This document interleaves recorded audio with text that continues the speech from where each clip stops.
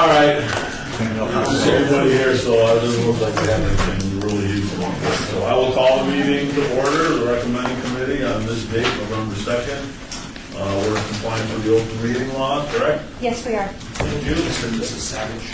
Okay, let's go to item number 3, bill number 2015-87 for possible action annexation number ANX 56218, property location is 1550 Smith Street, petitioned by Billy and Gwyneth Slope, predecessors in interest to current owner, acreage 0.48 acres. This is sponsored by City Councilman Ricky Barlow. Staff? Everything's in order. Staff recommends approval. Tom Farrago for the record. All right, I will open us to the public meeting. Anyone from the public wishing to be heard? Seeing no public comment? I move for approval. There's a motion to approve. All those in favor? Aye. Aye. All those against? Motion carries unanimously. Item number 2015-87 will be heard at the November 18th City Council meeting. Go to item number 4, bill number 2015-88. Possible action, annexation number ANX 56300, property location 2915 North Jones Boulevard, petition of Brian Redenauer, our predecessor in interest, to current owner, acreage 25 acres, sponsored by City Councilman Ricky Barlow. Staff? Thank you, Mr. Chairman. Tom Farrago, Planning Director for the record. Everything's in order. Staff recommends approval. Thank you. I'll open us to the public. Anyone from the public wishing to be heard? Seeing none? Move to approve. I have a motion to approve. All those in favor? Aye. Aye. Motion carries unanimously. That item will be held at the November 18th, 2015 City Council meeting. Agenda item 5, bill number 2015-89 for possible action, annexation number ANX 60364, property location in the northeast corner of Durrell Lane and Howell Highway, petitioned by VFR Southwest Desert Equities, 5.24 acres, sponsored by Las Vegas City Councilman Steve Ross. Staff? Thank you, Mr. Chairman. Tom Farrago, Planning Director for the record. Everything is in order. Staff recommends approval. Thank you. Anyone from the public wishing to be heard on this item?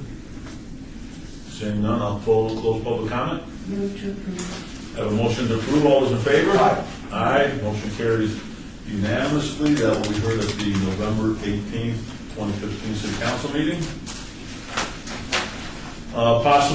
This is agenda item 6, bill number 2015-90 for possible action annexation ANX 61122, property location located generally between Lone Mountain Road and Red Coach Avenue west of Valadez Street alignment, petitioned by Lone Mountain Cimarron LLC, predecessors in interest, 15.46 acres, sponsored by Las Vegas City Councilman Stavros Anthony. Staff? Thank you, Mr. Chairman. Tom Farrago, Planning Director for the record. Everything's in order. Staff recommends approval. Thank you. Anyone from the public wishing to be heard on this item? Seeing none, I will close public comment. Volunteers. Move to approve. Thank you. There's a motion to approve. All those in favor? Aye. Aye. Motion carries unanimously. That will be heard at the November 18th, 2015 City Council meeting. Let's see, agenda item number 7, bill number 2015-91 for possible action, annexation number ANX 61123, property location 3179 Sisk Road, petitioner Angelo Giancola, predecessor in interest, 0.77 acres, sponsored by Las Vegas City Councilman Ricky Barlow. Staff? Thank you, Mr. Chairman. Tom Farrago, Planning Director for the record. Everything is in order, and staff recommends approval. Thank you. Anyone from the public wishing to be heard on this item? Seeing none, I'll close public comment. Move for approval. Thank you. Motion to approve. All those in favor? Aye. Aye. Motion carries unanimously. That will be heard at the November 18th, 2015 City Council meeting. Item number 8, bill number 2015-92 for possible action, amends the Unified Development Code to update the provisions regarding the review of a site development plan, sponsored by Las Vegas City Councilman Bob Beers. Staff.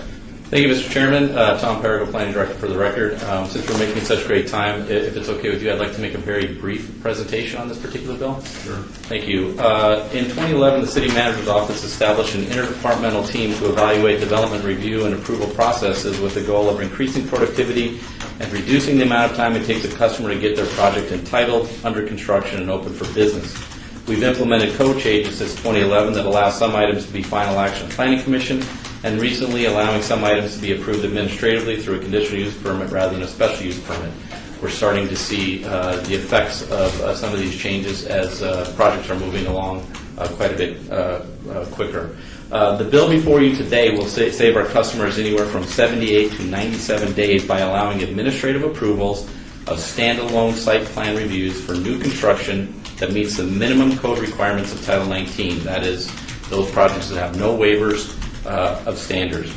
Current code allows for administrative approval of new construction 5,000 square feet or less that meets all requirements of Title 19.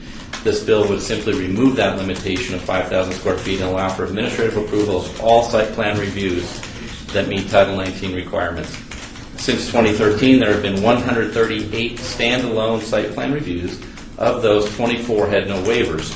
Council approved all of those that had no waivers. The remaining 114 site plan reviews were all approved except for one. The bill, as proposed, would still require any site plan review that is part of a related land use entitlement, such as a GPA, rezoning, special use permit, or variance, be processed as a public hearing. In addition, the bill has a 10-day appeal period, providing council the option to have an item made a public hearing and be heard by the City Council. This policy is consistent with current practices in Henderson and North Las Vegas, which allow for administrative approvals of standalone site plan reviews, as do many other cities across the country.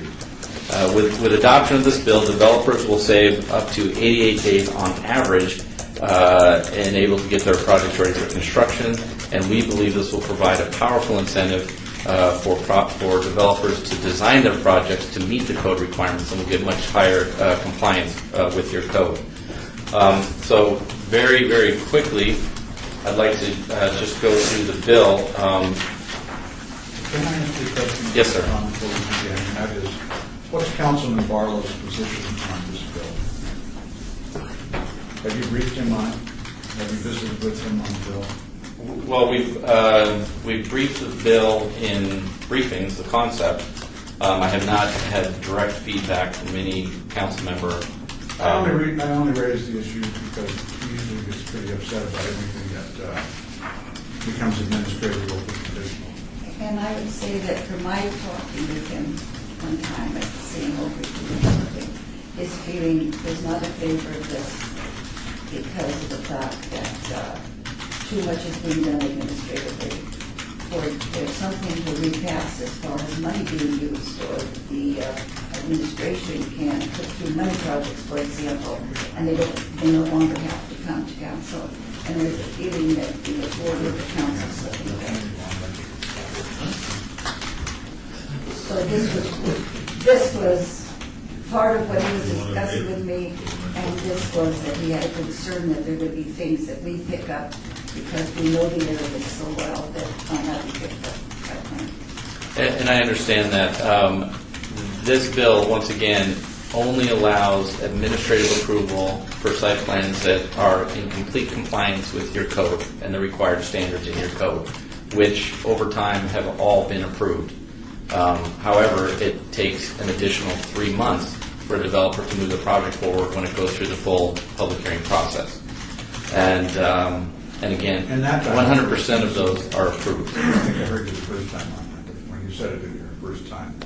Remember? Yeah. What I'm thinking about is, just out of courtesy to Councilman Barlow, Sure.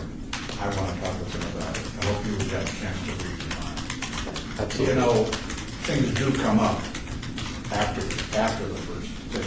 There's changes that can be made. Sometimes they might not even be noted, but understanding that things occur and they're not really part of the record so much as they are part of the ward office's understanding of the developer or the owner. Would you guys feel bad if I just say ask for an advance of 2 weeks on this item to bring it back to our committee so Councilman Barlow could be here? Not at all, Councilman. Absolutely.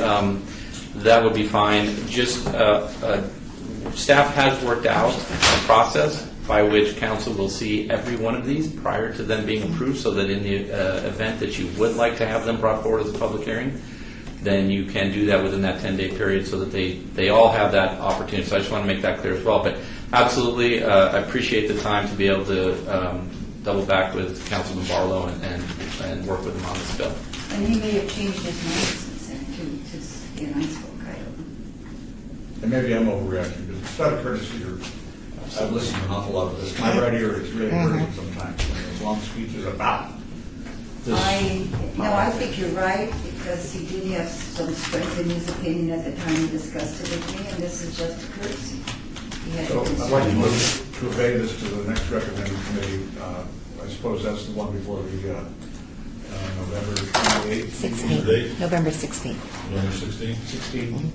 Oh, I see, the 18th is the next meeting. Yeah. Yeah, thank you very So much. would that be eligible for adoption at the 18th still? Not unless you directed us to publish it. Normally, it wouldn't be published until it came out of committee, but if you want it to be eligible on the 18th, we could certainly do that. If we do that, we could hear it on the 16th, and then if everything goes, if it all passes and everything from here, then, well, either way, we could hear it on the 18th. Okay, very good. All right. Mr. Chairman, for clarification, would you like me to schedule a briefing with each of the recommending committee members, as well as Councilman Barlow, to review the bill? I think you would probably do it.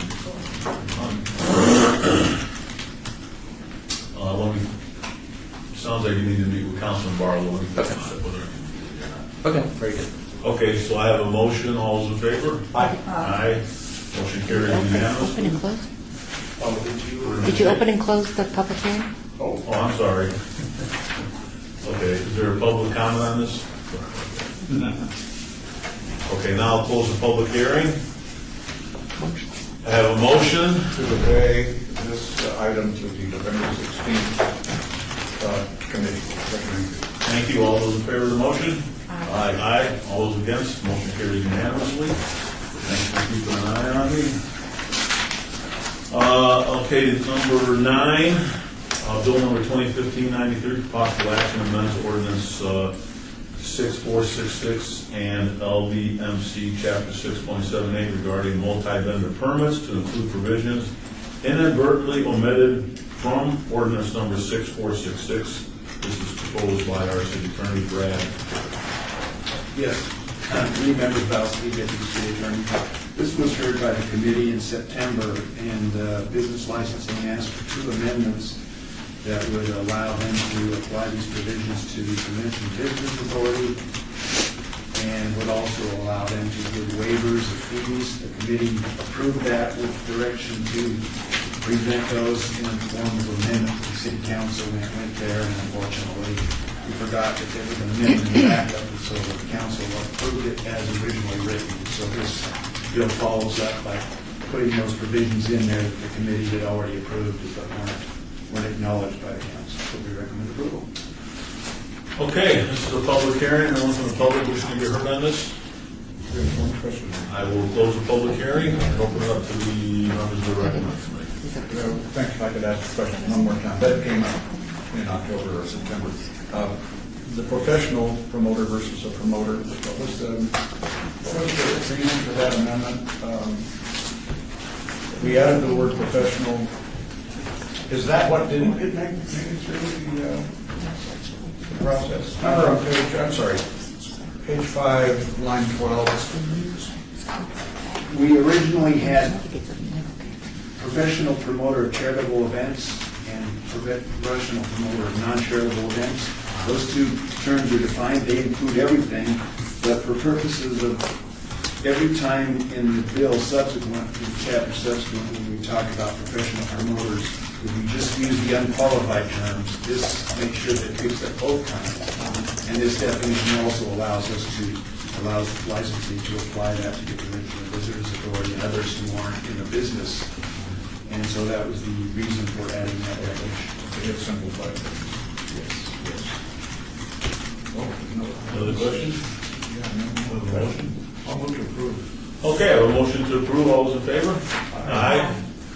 Motion carries unanimously. That will be heard at the November 4th, 2015 City Council meeting. Item number 10, citizen participation. Public comment during this portion of the agenda must be limited to matters within the jurisdiction of the committee. No subject may be acted upon by the committee unless that subject is on the agenda scheduled for action. If you wish to be heard, come forward, give your name for the record. The amount of time can be limited, as well as the number of speakers. Anybody want to speak? Okay, I will close the citizen participation and go ahead and motion to adjourn. So, All right, all those in favor? Aye. Thank you very much, all of you. Appreciate it. Thank you. We'll be back in 2 weeks.